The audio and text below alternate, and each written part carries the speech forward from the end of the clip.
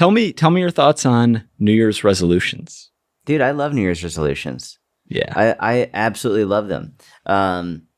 It's so funny. Like every time I talk about it on my own social media and I say how great it is, and basically the example I use is this, and this is math that I've already done previously, so I just have it memorized. This is not like impressive math, but Okay. the figure that everyone throws out is like 95% of people who 95% of people who set New Year's resolutions will not actually achieve them.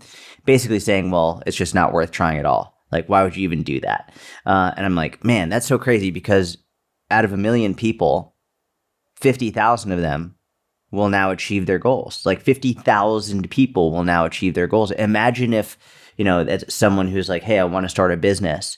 It's like, you get all these people who are building their successful businesses that are now helping society. You have people who are like, you know what, like maybe my New Year's resolution is like, whatever it is, like I'm going to try and go to school, or I'm going to take the exams to be a doctor, or whatever it is. Like you have all these people who are like, could be changing lives, and it's incredible. Like, and that's only 1 million out of 10 million. That's 500,000 people, right? 500,000 people are achieving their goals. I would say it's a very defeatist mentality to say, well, it's just not worth it. And it's funny because a lot of people will also say 95% of diets fail, which is an inaccurate statistic. But like people who would say, well, that doesn't mean you shouldn't try, are also the same people saying New Year's resolutions are a waste of time.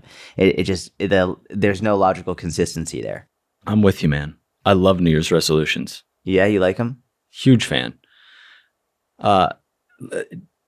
To make any lasting change, there's a lot that goes into it, right? And there's a lot of habits that need to be changed to create lasting change.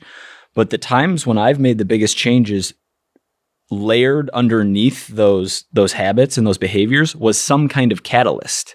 And that catalyst can be like a big life event. It can be a breakup. It can be walking away from like an esteemed position to go do something else. It can be a New Year's resolution. It can be the death of a loved one, heaven forbid. There can be like things that jolt you into action. And then obviously like behavior change is behavior change, but the spark underneath it helps.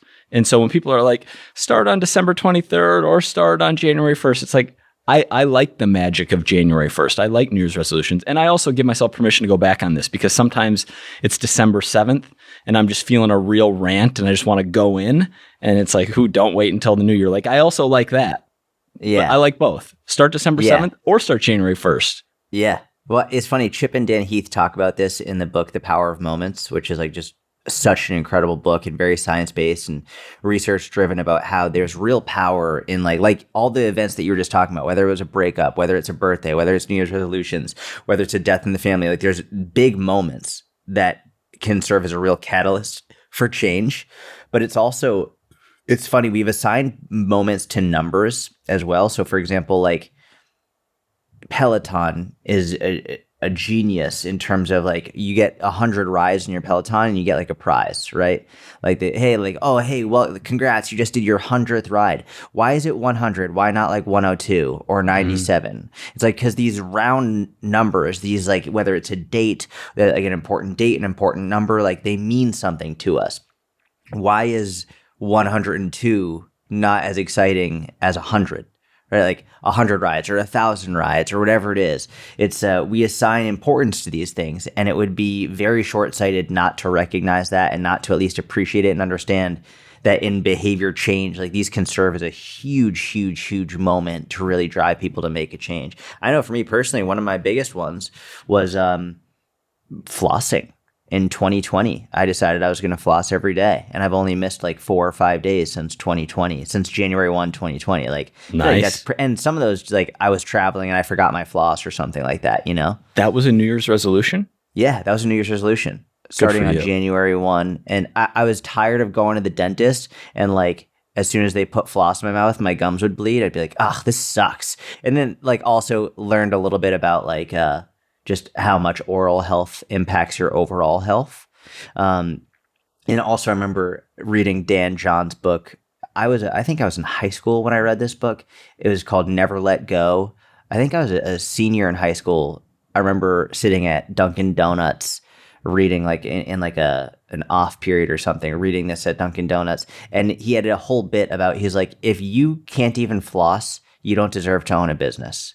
He's like, if you can't even spend fucking 2 minutes a day flossing, like you don't, like, what is wrong with you? And I remember like when I was a senior in high school, I was like, oh man, that's so true. Da, da, da. And I started flossing for like a week and then I fell off. But finally I was like, once I learned about like how much oral health impacts regular health or like overall health and all of that, I made that in January 2020. And fucking ever since, bro, no more gums bleeding at the dentist. They're always very impressed.